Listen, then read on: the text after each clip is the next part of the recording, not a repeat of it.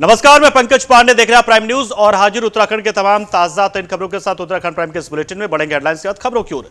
उत्तराखंड दौरे पर गए मुख्यमंत्री योगी आदित्यनाथ ने आज बद्रीनाथ में दर्शन पूजन किए। यहां पर तीर्थयात्रियों ने जय श्री राम के उद्घोष के साथ योगी का स्वागत किया। सीएम योगी ने इसके बाद मुस्कुराते हुए हाथ हिलाकर सबका आभार प्रकट किया। सीएम ने ब्रह्म कपाल में अपने पितरों और गुरुओं का भी तर्पण किया। बद्रीनाथ में पूजा अर्चना के बाद योगी आदित्यनाथ केदारनाथ पहुंचे हुए थे, जहां सीएम को पुजारियों ने पूजा करवाई और जोरदार स्वागत किया। साथ ही सीएम ने यहां पर मंदिर में पूजा अर्चना की और नंदी को भी नहलाया। वहीं इसके बाद सीएम योगी ने कहा कि बद्रीनाथ केदारनाथ का दर्शन करना सौभाग्य की बात होती है, मुझे यहां आकर बहुत आनंद की अनुभूति हुई है। साथ ही सीएम योगी ने उत्तराखंड सरकार को धन्यवाद भी व्यक्त किया। श्री बद्रीनाथ धाम और श्री केदारपुरी के इन पवित्र तीर्थों का दर्शन करने का सौभाग्य मुझे प्राप्त हुआ। बद्रीनाथ धाम अपने नवनिर्माण की प्रक्रिया के साथ तेजी के साथ आगे बढ़ रहा है और केदारपुरी हमारे 12 ज्योतिर्लिंगों में से एक पवित्र ज्योतिर्लिंग। पूरा देश और पूरी दुनिया में जहां कहीं भी सनातन धर्मावलंबी रहते हैं, वे सभी बड़ी आस्था के साथ, बड़ी श्रद्धा के साथ इन पवित्र तीर्थों का दर्शन करने के लिए उतावला रहता है। सन 2013 में एक त्रासदी के कारण केदारपुरी एक आपदा की चपेट में लगभग आ चुका था, लेकिन स्थानीय लोगों के आत्मविश्वास, देश के यशस्वी प्रधानमंत्री आदरणीय मोदी जी के दृढ़ संकल्प और उनकी प्रेरणा और मार्गदर्शन में आज उत्तराखंड के हमारे दोनों ये पवित्र तीर्थ धाम एक नई आभा के साथ नए भारत की एक नई तस्वीर को प्रस्तुत कर रहे हैं। विरासत के प्रति सम्मान का भाव यही है। किस पवित्र भावना के साथ लाखों की संख्या में श्रद्धालु इन पवित्र तीर्थों में आ रहा है, वह हम सब के लिए एक नई प्रेरणा भी है और एक नए भविष्य की ओर हम सबका ध्यान आकर्षित भी करती है। स्वाभाविक रूप से समयबद्ध ढंग से मानक की गुणवत्ता को बनाए रखते हुए जिस तत्परता के साथ यहाँ पे कार्य चल रहा है, प्रधानमंत्री मोदी जी के प्रति उत्तराखंड के माननीय मुख्यमंत्री जी और उनकी पूरी टीम के प्रति मैं हृदय से आभार व्यक्त करता हूं, उन्हें धन्यवाद देता हूं। ये श्रद्धा का उमड़ता हुआ जन सैलाब ये नए भारत की नई तस्वीर को प्रस्तुत कर रहा है और सचमुच इसमें दृष्टि भी है, दूरदर्शिता भी है, इसमें पर्यटन भी है और श्रद्धालु जनों की जनास्था का सम्मान का भाव भी है। इन सब को समेटे हुए केदारपुरी का यह नवनिर्माण बहुत अच्छे ढंग से आगे बढ़ रहा है, यह अभिनंदनीय है। भगवान केदारनाथ का, भगवान बद्री विशाल का आशीर्वाद इसी प्रकार से बना रहे, इस दृष्टि से आज मुझे यहाँ आने का सौभाग्य प्राप्त हुआ है और मुझे बहुत आनंद की अनुभूति हुई कि यहाँ पर दोनों पवित्र तीर्थों का दर्शन मुझे यहाँ पर करने और यहाँ के स्थानीय नागरिकों,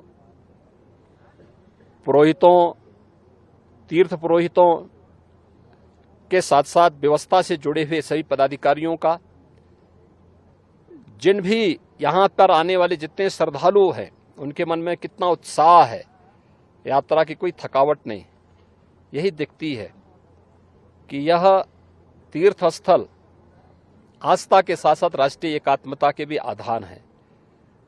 सुदूर दक्षिण से भी, पूरब से भी, पश्चिम से भी, पूरे देश के अलग अलग कोनों से आए हुए श्रद्धालुजन हमारी राष्ट्रीय एकात्मता का नया दर्शन भी कराते हैं। मैं उत्तराखंड सरकार को इस सुविधा के लिए हृदय से धन्यवाद देता हूं। इधर कैबिनेट मंत्री गणेश जोशी ने देहरादून के डीआईटी कॉलेज सभागार में नेहरू युवा केंद्र और गृह मंत्रालय भारत सरकार के संयुक्त तत्वाधान में 15वें आदिवासी युवा आदान प्रदान कार्यक्रम के समापन समारोह में बतौर मुख्य अतिथि प्रतिभाग किया। बता दें आपको कि कार्यक्रम में प्रतिभागियों को उत्तराखंड की संस्कृति और इतिहास से अवगत कराया गया। इस दौरान प्रतिभागियों के बीच उनके प्रतिभा को निखारने के लिए सांस्कृतिक और भाषण प्रतियोगिता का आयोजन किया गया। 15वां युवा आदिवासी युवा आदान प्रदान कार्यक्रम देहरादून में 4 राज्यों में महाराष्ट्र, आंध्र प्रदेश, झारखंड और बिहार से 200 आदिवासी युवा इसमें शामिल होने के लिए पहुंचे थे। कार्यक्रम का मुख्य उद्देश्य था कि प्रतिभागियों को विकास की मुख्य धारा से जोड़ा जा सके।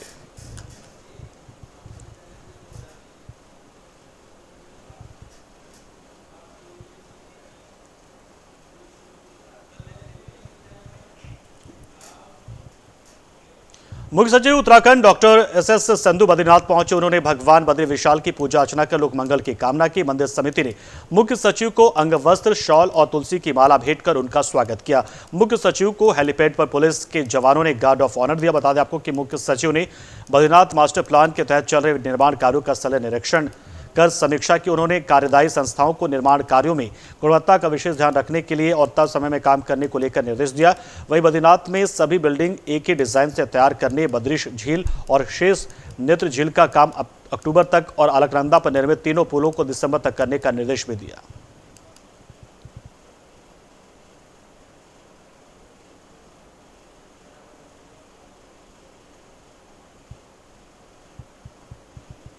तो चलिए खबरों में अब आगे बढ़ेंगे। यहाँ पर बद्रीश झील को लेकर, यहाँ पर बद्रीनाथ के विकास कार्यों को लेकर ये निर्देश दिया गया था। उत्तराखंड कांग्रेस के वरिष्ठ नेता और पूर्व प्रदेश अध्यक्ष गणेश गोदियाल ने गृहमंत्री अमित शाह के उत्तराखंड दौरे को लेकर कई सवाल खड़े किए। कांग्रेस प्रदेश अध्यक्ष ने कहा कि अमित शाह के दौरे से उत्तराखंड को क्या फायदा हुआ, ये बीजेपी बताए। गृहमंत्री केवल बीजेपी कार्यकर्ताओं और पदाधिकारियों से बैठक करने आए थे।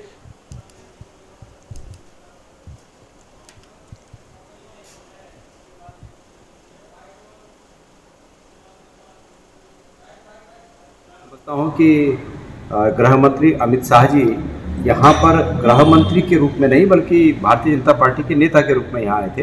अपनी पार्टी के कार्यक्रमों में उन्होंने शिरकत की और पार्टी के मजबूती के लिए जो वो उचित समझते होंगे उस पर उन्होंने काम किया होगा। हमें उम्मीद ये थी कि जैसे कि उत्तर प्रदेश के मुख्यमंत्री भी यहाँ हैं, हमारे मुख्यमंत्री तो हैं ही और अमित शाह जी भी हैं, कम से कम इस मौके का फ़ायदा इस रूप में उठाया जाता कि टिहरी झील में, टिहरी डैम में जो विद्युत उत्पादन होता है उसमें जो हमारा दावा था उस दावे को खारिज कर दिया गया। तो ये बात यहाँ पर कम से कम अमित शाह जी के सामने हमारे मुख्यमंत्री उठाते। हम ये उम्मीद करते हैं कि अमित शाह जी स्वयं देवभूमि में आए हैं। अंकिता भंडारी का मामला इतना बड़ा खौफनाक मामला यहाँ पर हुआ और उसके बाबत मीडिया में कुछ कहते कि हम चाहते हैं कि जल्दी से जल्दी प्रभावित परिवार को न्याय मिले, उस बेटे की जिन्होंने हत्या की उनको सजा मिले और वो वीआईपी कौन था उसका नाम उजागर हो, वो कहते। लेकिन अफसोस है कि उन्होंने ये सब कुछ नहीं कहा। उत्तराखंड के परिप्रेक्ष्य में उत्तराखंड के हित में जो बातें होनी चाहिए थी वो कुछ न कह के सिर्फ अपनी पार्टी की बेहतरी के लिए काम करने के लिए वो यहाँ आए। वो उनकी पार्टी जाने और वो जाने, हमारे आम आदमी को उससे कोई फायदा नहीं हुआ, उत्तराखंड को उससे कोई फायदा नहीं।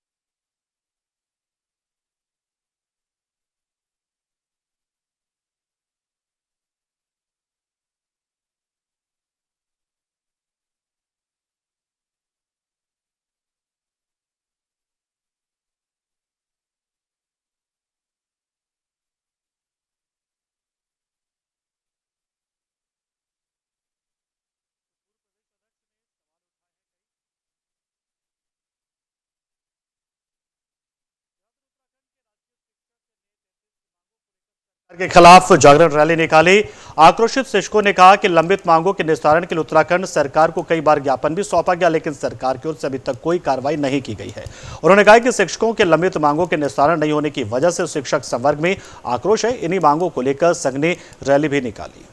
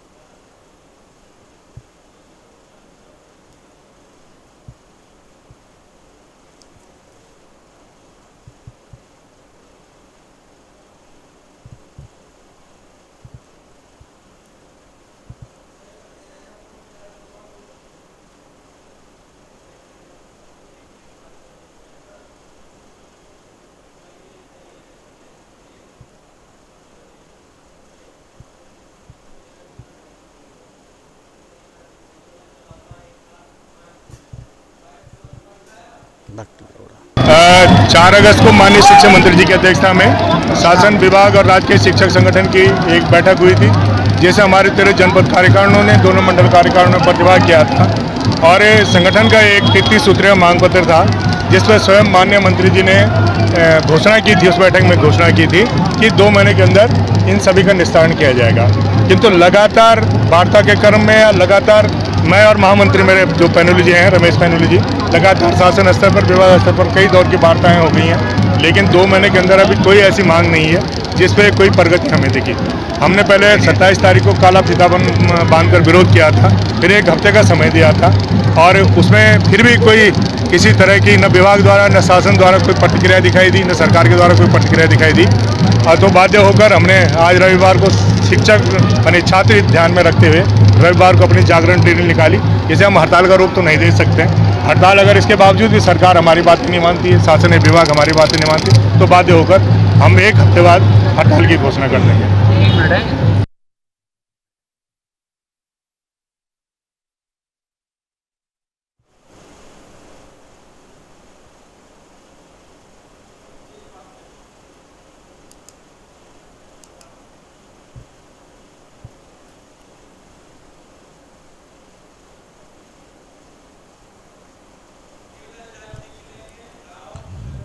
दिनेशपुर में आम आदमी पार्टी कार्यकर्ताओं ने मटकोटा दिनेशपुर गदरपुर मार्ग को दोबारा बनाए जाने को लेकर धरना प्रदर्शन किया। आप कार्यकर्ताओं का कहना है कि जब तक सड़क बनने का काम शुरू नहीं हो जाता वो ऐसा ही रविवार को उपवास रखेंगे। इसके बीच आपके पार्टी जिला अध्यक्ष का कहना है कि उक्त मार्ग को लेकर कई बार प्रदर्शन किया जा चुका है, लेकिन प्रशासन पर इसका कोई फर्क नहीं पड़ रहा है। सड़क पर गिरने से कई लोगों को गंभीर चोट आ गई तो कई की मृत्यु भी हो चुकी है।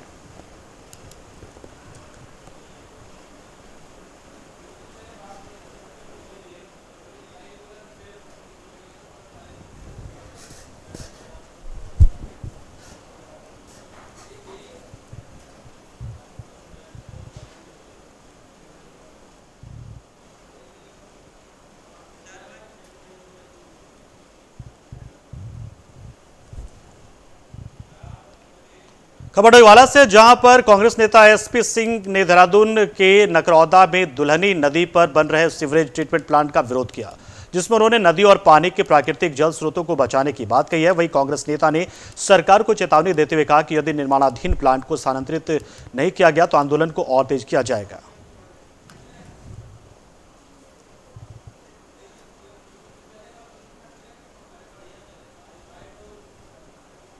सभी पत्रकारों का धन्यवाद करूंगा कि आप समय समय पे अगर किसान की और स्थानीय पीड़ित जनता की आवाज़ आप उठाने का काम करते हैं, आपका बहुत बहुत धन्यवाद।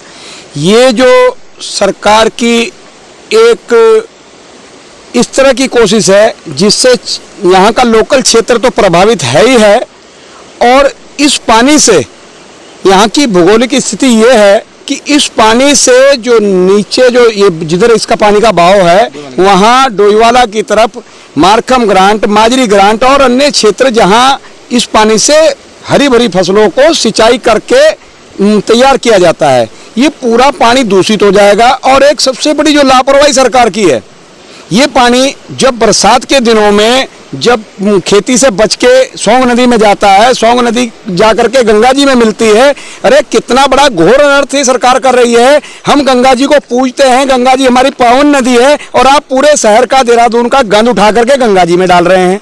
ये बहुत एक सोचने का विषय है। ये सरकार हिंदूवादी होने का नारा लगाती है, लेकिन ये हिंदू विरोधी सरकार है अगर इसे सच्चाई में देखा जाए। ये हमारी पावन गंगा जी को दूषित करने जा रही है। तो हम यहाँ भारतीय किसान यूनियन टिकैत और क्षेत्र के अनेकों संगठन जो किसानों से जुड़े हुए हैं वो यहाँ समर्थन देने आए हैं। अगर सरकार ने अपना ये फैसला वापस ना लिया तो यहाँ हो सके तो अनिश्चितकालीन धरने पे डोईवाला के जितने किसान प्रभावित हो रहे हैं सब यहीं आगे बैठेंगे।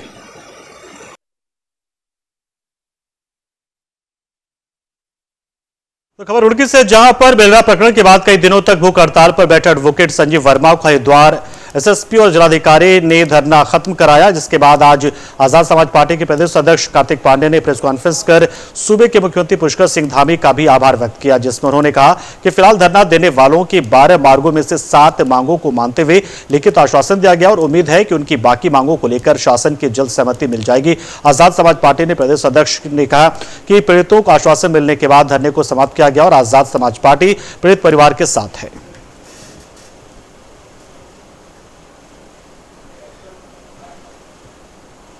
बीमार में आजाद समाज पार्टी के द्वारा रखी गई है, कॉल की गई और आप लोग यहाँ पे पहुंचे हैं, उसके लिए मैं आप लोगों का बहुत बहुत धन्यवाद करता हूँ। क्या मुद्दा पत्रकार जी, पत्रकारों से यही आप बंधुओं से हमारा यही बोलना है कि एक तो जो बिल्डा प्रकरण है, बिल्डा प्रकरण में जो भी लोग सामाजिक तौर पे वहाँ पे बैठे थे और सामाजिक तौर पे हमारे बहुत से भाइयों ने वहाँ पे जो है अपने प्राणों की चिंता ना करते हुए भूख हड़ताल करने का काम करा और लगातार इस मूवमेंट को जारी रखा और मूवमेंट के लोगों को जगाने का काम करा। हम उन लोगों का भी बहुत बहुत धन्यवाद करते हैं जो समाज से जुड़े हुए लोग हैं, जिन्होंने बिल्डा प्रकरण में अपना समर्थन दिया।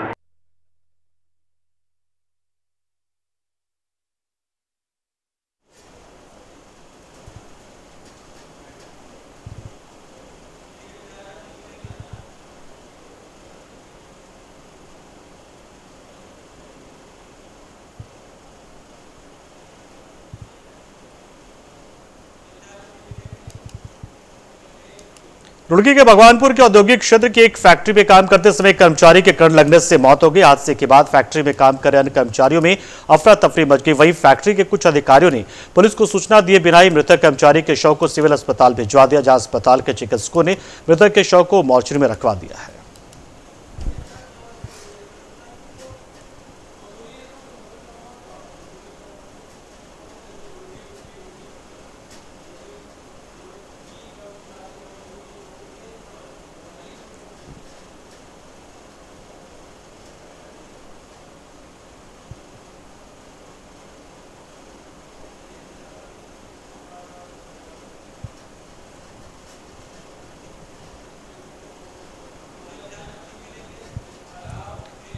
उत्तराखंड में कानून व्यवस्था को लेकर कांग्रेस ने एक बार सवालिया निशान खड़ा किया। फिर से कांग्रेस ने कहा कि उत्तराखंड में कानून व्यवस्था दिन ब दिन चरमरा रही। आए दिन लूट डकैती और बलात्कार जैसे जघन्य अपराध घटित हो रहे और पश्चिमी उत्तर प्रदेश के अपराधियों के शरणस्थली उत्तराखंड बनता जा रहा है और कहीं ना कहीं उन्हें रसूखदार लोगों का सहयोग भी मिल रहा है।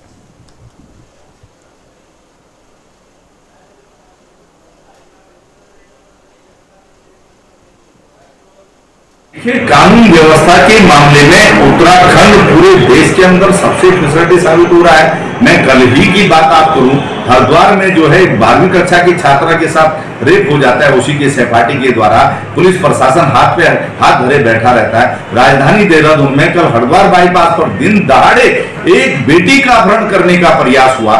जब वहां पर लोग जमा हो गए, विरोध हुआ, तो बदमाश जो है दिन दहाड़े फायरिंग करके भाग जाते हैं। आखिर क्या हो रहा है? अपराधियों के अंदर जो है प्रशासन का, पुलिस का खौफ क्यों नहीं है? रात दिन आप देखिए कि अभी बसंत विहार क्षेत्र में एक महिला के घर जो है चोरी हो जाती है, चाकू की नोक पर उसको डरा धमका करके लाखों के गहने और नकदी लूट ली जाती है। ये राजधानी देहरादून में हो रहा है और पूरे प्रदेश के हालात तो बहुत जो है बद से बदतर हैं। पुलिस प्रशासन जो है कुछ नहीं कर पा रहा है। अपराधी यहाँ पर पश्चिम उत्तर प्रदेश के आकर के बड़ी बड़ी वारदातों को जो है अंजाम देकर के चले जाते हैं। ये अपराधियों की जो है प्रिय शरण स्थली बन गया है।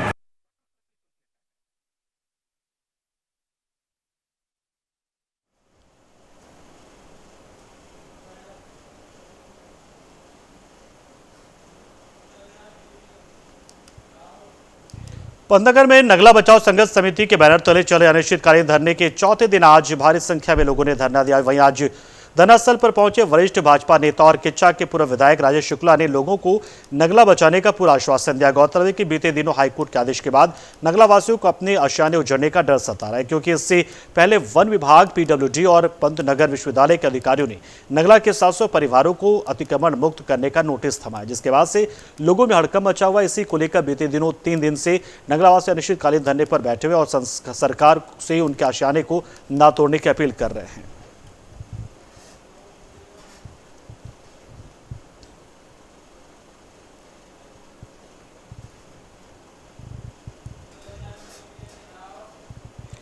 तो खबर जोशीमठ से, जहां पर पाकिस्तान से आया सिख श्रद्धालुओं का दल हेमकुंड साहिब के दर्शन कर आज वापस गोविंद घाट लौट आया। वहीं आज रात्रि विश्राम के बाद श्रद्धालुओं का जत्था कल दिल्ली के लिए रवाना हो रहा है। गोविंद घाट गुरुद्वारा के वरिष्ठ प्रबंधक सरदार सेवा सिंह ने बताया कि कराची से कपिल कुमार की अगुवाई में हेमकुंड साहिब यात्रा पर पहुंचे इस जत्थे ने 27 सितंबर को वाघा बॉर्डर से भारत में प्रवेश किया था, जहां से दिल्ली ऋषिकेश होकर गोविंद घाट हेमकुंड पहुंचा। उन्होंने बताया कि यह जत्था हर साल श्री हेमकुंड साहिब के दर्शन के लिए आता है। वहीं जत्थे में शामिल अन्य सिख श्रद्धालुओं ने बताया कि कराची से श्री हेमकुंड साहिब की यात्रा आनंद की अनुभूति करने वाली रही।